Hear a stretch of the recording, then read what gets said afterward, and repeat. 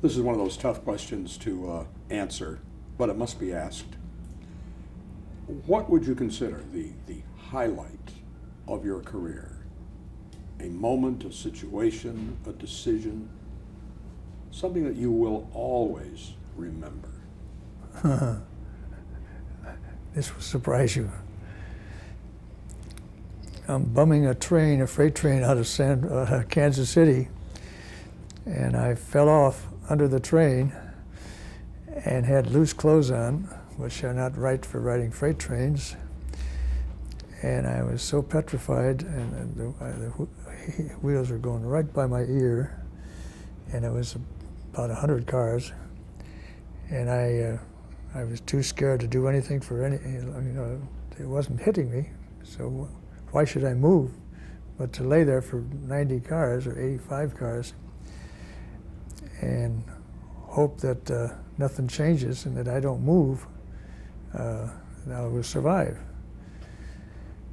And it passed me, and I survived, and I've never forgotten that, because it was the most thrilling, unhappy moment of my life, in which I could practically feel the wheels going right by my ear.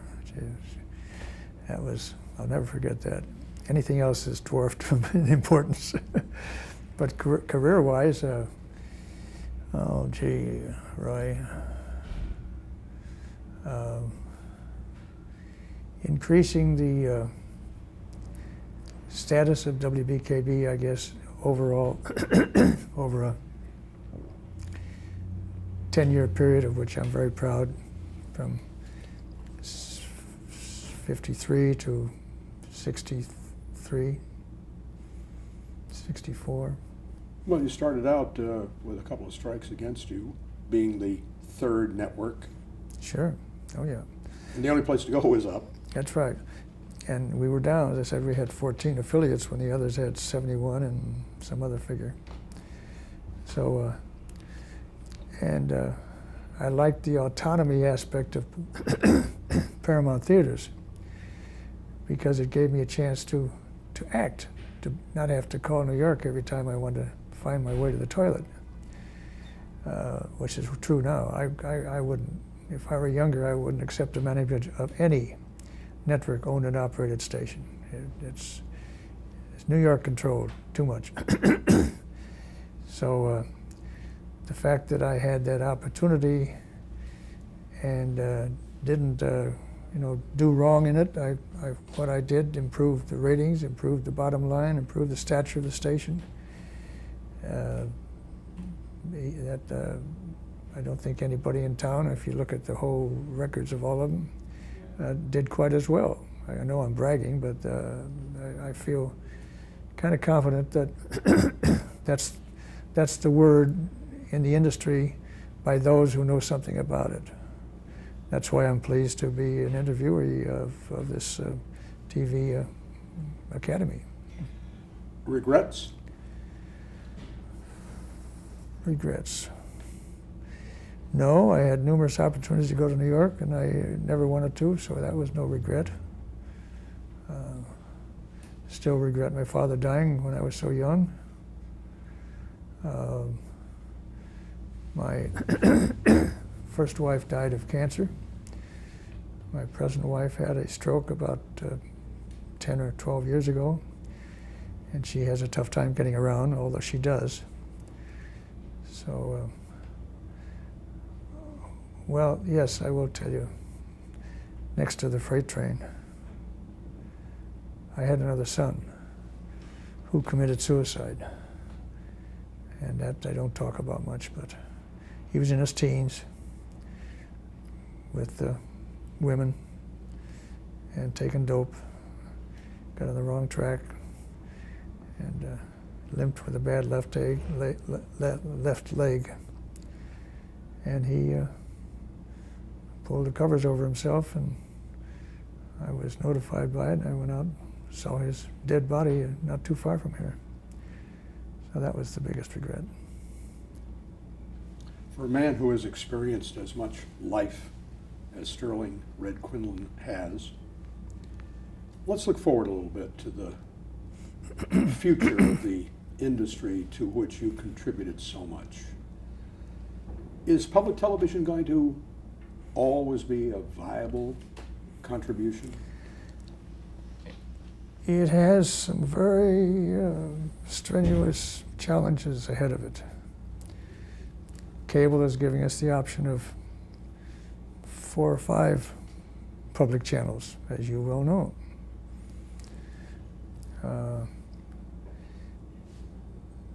The way some of them are run makes me worried that they will become passé. I hope Channel 11 doesn't fall into that rut. Under McCarter's management, I don't think they will.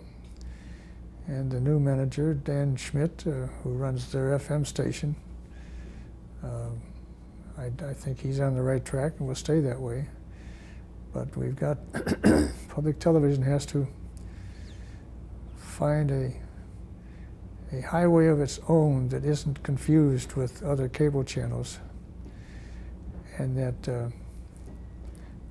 the audience profile, demographics, will be titillated enough and pleased enough and educated enough to make that separation between them and say, yeah, all the cable channels that are like public are good, but there is something unique about public that I'm going to want to support, even if I have to give it money.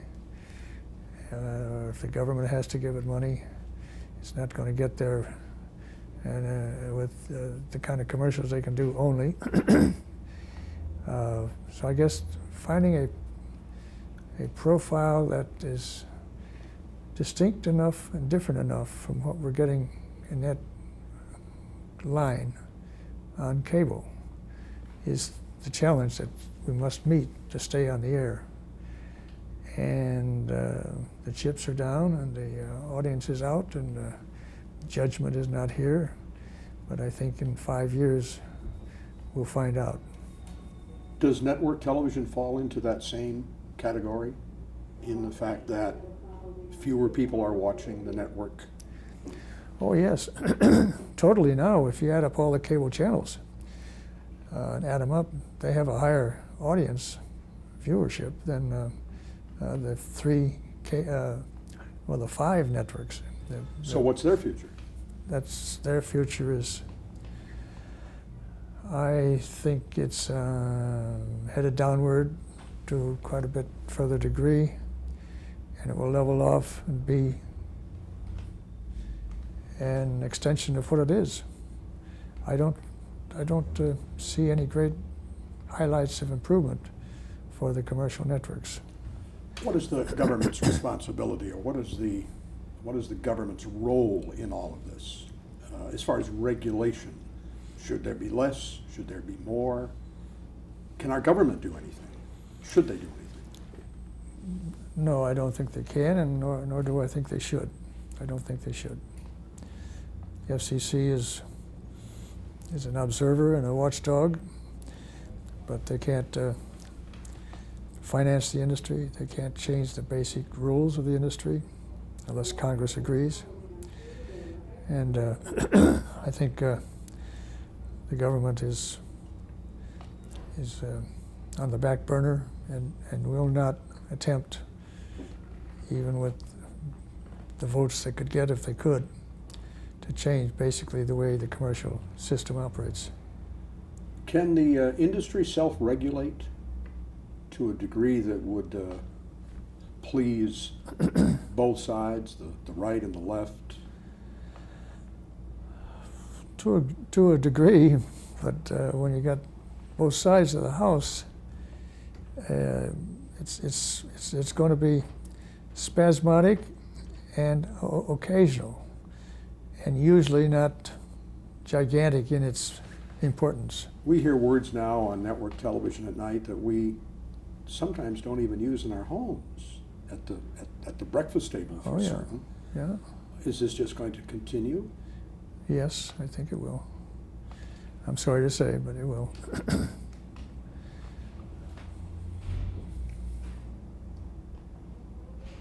Did you have a mentor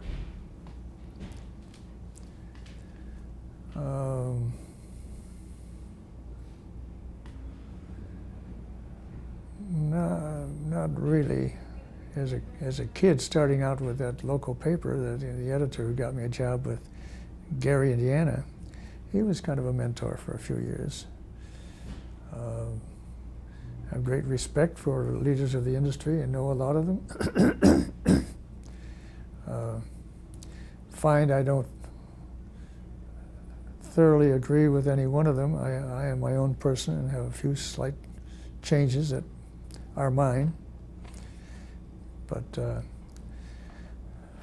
I got along well with John Mitchell, my boss at WBKB before he went to New York.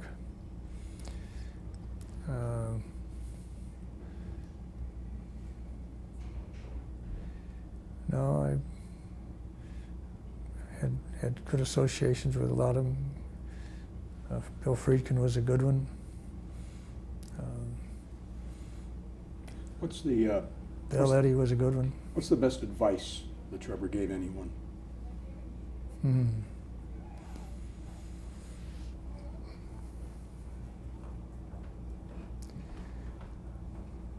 Present yourself well.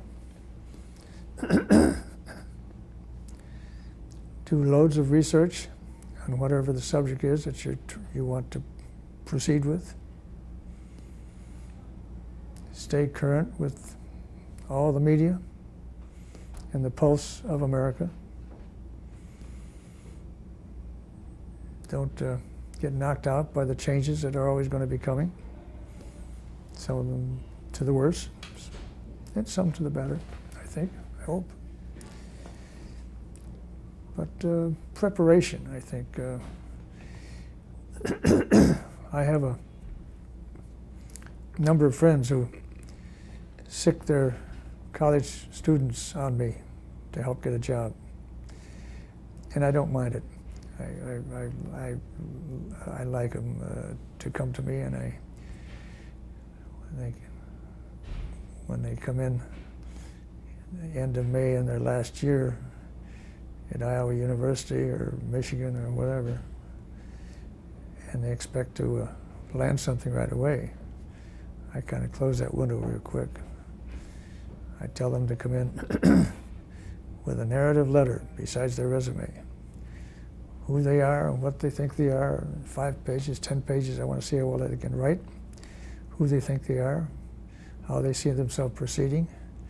And if they can't do that, I kind of slough them off because I don't think they're on the ball. But when I get a good letter like that, and I got one the other day, it pleased me immensely. Now he said, I don't know where the hell he is now, some station, and his mother lives here, and he'll be in and see me, and I'll spend time with this young man, probably lots of time, because I think he can make it, and so I like to help young people, and too often they don't satisfy me with the preparation that they've thought about that they must make. I'll tell them to write every station in Chicago, but pick out the one they like best and be familiar with it, and tell them why you'd like to go work for that station. If you can't do that, your letter's going to go from the expert on whatever they call it into the wastebasket, and he or she won't even see the manager. What do you call that expert? Human relations or something like that. They all have it, and you've got to jump that fence. So this letter is very helpful, and about a third of them make sense to me, and the rest I'm polite to, and I'll try to help them. A lot of them I'll write a letter of recommendation for if they need it, but I don't feel that they're going to get there too fast. The industry always needs fresh, new ideas. Of course, yeah, absolutely. And we'll never run out of them. A new spin on an old idea comes along. I could spend some time thinking about that and give you some examples. But you know what I mean. Sometimes it's an old idea, but a new spin puts it like just great for tomorrow. How does Red Quinlan want to be remembered? Oh, I don't have any particular rules on that or dreams, just who I am. Would you like to be thought of, however, as making some special contribution, perhaps? Yeah, overall, if I'd like to be thought of with respect and with a contributing attitude towards society. Specifics, not necessarily, I'm not up on those, but I'd like to go out of here with a handshake with everybody, and that I think I'm known in a positive way by most of the people in this city, and that pleases me. I've had arguments and fights with a lot of people. Jimmy Petrillo is one, and others, but that doesn't mean that I wrote an article about Jimmy Petrillo for the Chicago Magazine, and the headline was wonderful. My love affair with James Petrillo. It dealt with an interview that I met him at a bar at the Palmer House, and I was kidding him and said, "Jimmy, I love you." He says, "You wise Irish bastard, get out of here." Maybe we've talked so much about you. Some final thoughts about some individuals Okay. that have been very important. A line or two, or for instance, I'll mention Leonard Goldenson. Yeah.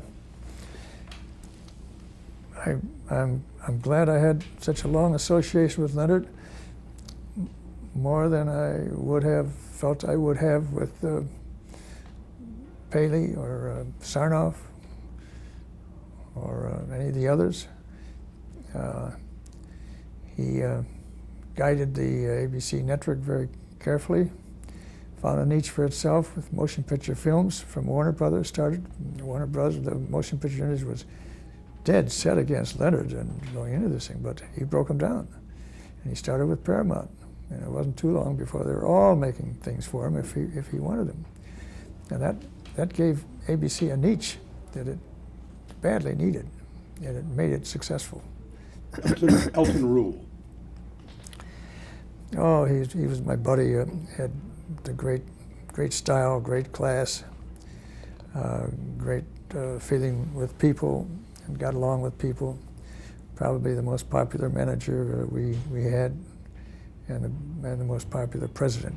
It was he left us a lot too early. Edward Noble.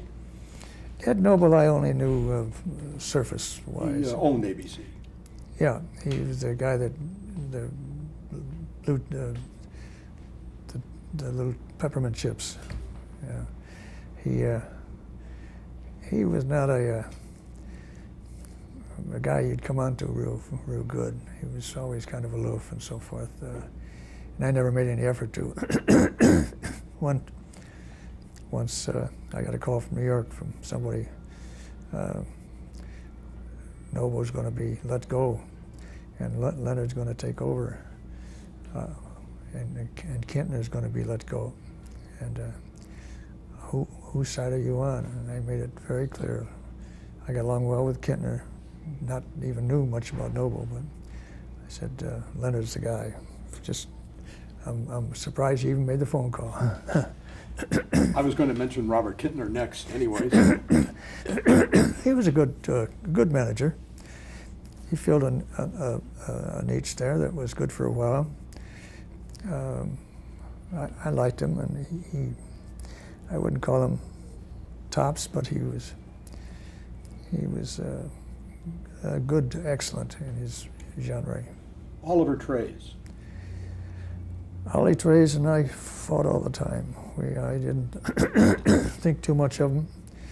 Leonard put up with him and let him run things for a while. But Ollie was very decisive too quickly. I think he screwed up a few things. And I was very satisfied that he left the company when he did. Simon Siegel. Simon was the money man, a retired guy that you never got to really think you knew. But I liked him. He was, I think Leonard gave him too much responsibility at times, and that he was not the asset for the company that he should have been. But he wasn't bad. He was okay, and I'd give him pretty good marks, much ahead of Holly Trace. I think I know the answer to this one, but Theodore Shaker. Oh yes, Ted Shaker. Yeah, young guy from.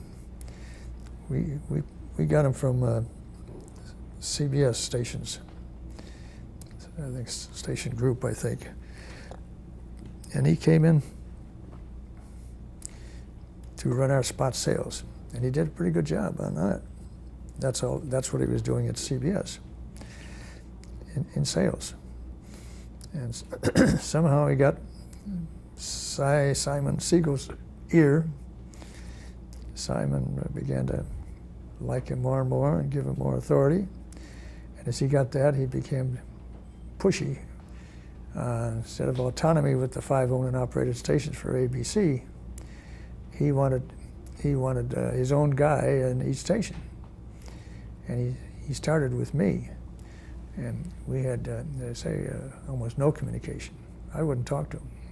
I didn't answer his phone. And we had the owned and operated meetings at times, and I had to talk to him. But I sit as far away as possible to let Cy know how I felt about him. And so we were not on any wavelength at all. And that's what began to convince me that this was not a company I wanted to stay with. Autonomy was going down the drain.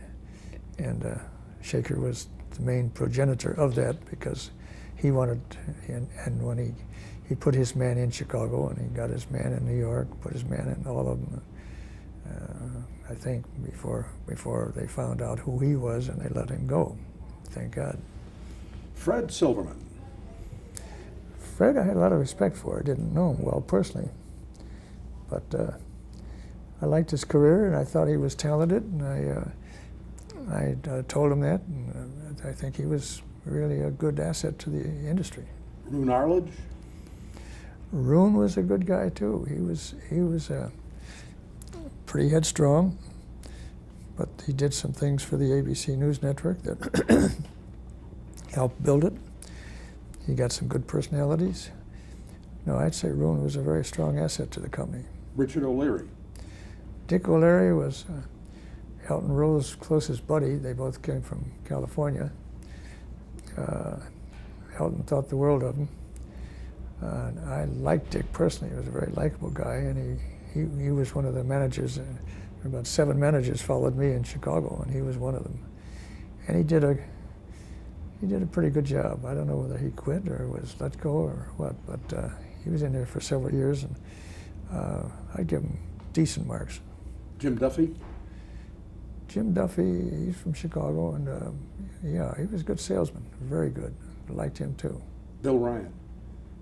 Bill Ryan, oh, he left our production team and went over to Les Atlas, ran that station. He's the guy that gave me my job at ABC. When I was knocking on the doors, going down in there at 190 North State, he's the guy I'd see every time. And he finally opened the door and said, "Come in, be a crew member." So I always liked Bill. Yeah. Jules Barnathan. Julie was a tough guy. Very independent, very strong-willed, bright as hell. I would give him real good marks. Tom Moore. Tom Moore, I didn't think too much of. I knew him pretty well. At all the meetings we'd have, he'd be there, and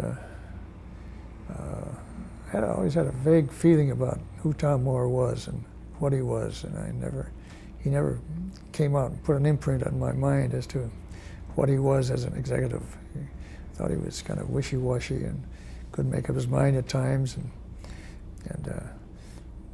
would have been let go sooner except for somebody's support. I think it was Cy Siegel.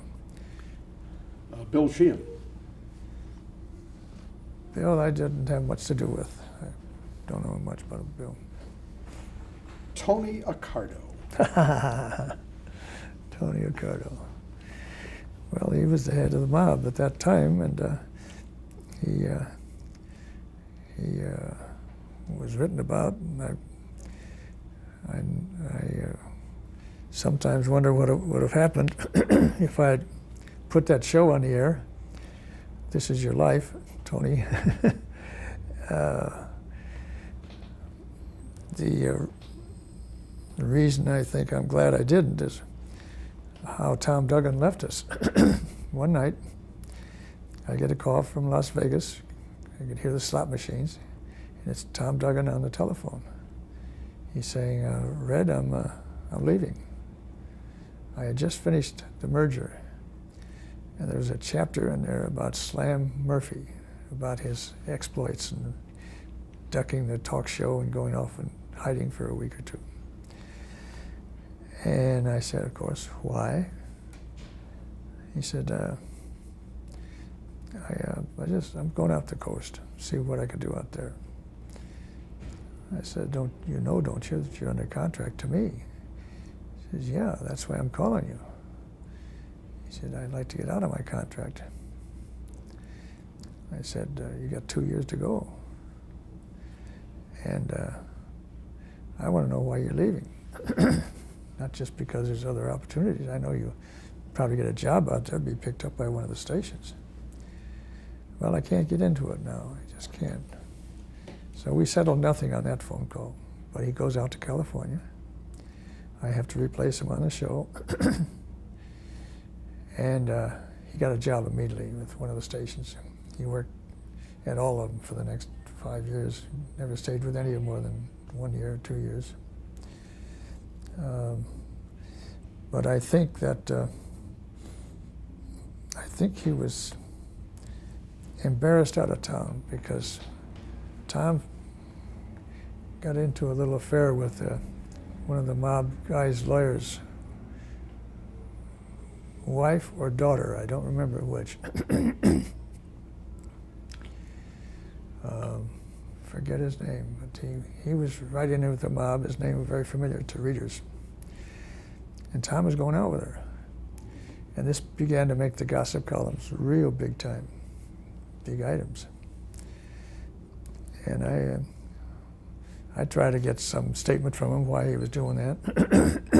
But Tom was tough when he made up his mind. You didn't stop him from doing anything. They took Tom to court, alienation of affection or some suit. And they took it to court with a judge that I knew was in the mob's hand.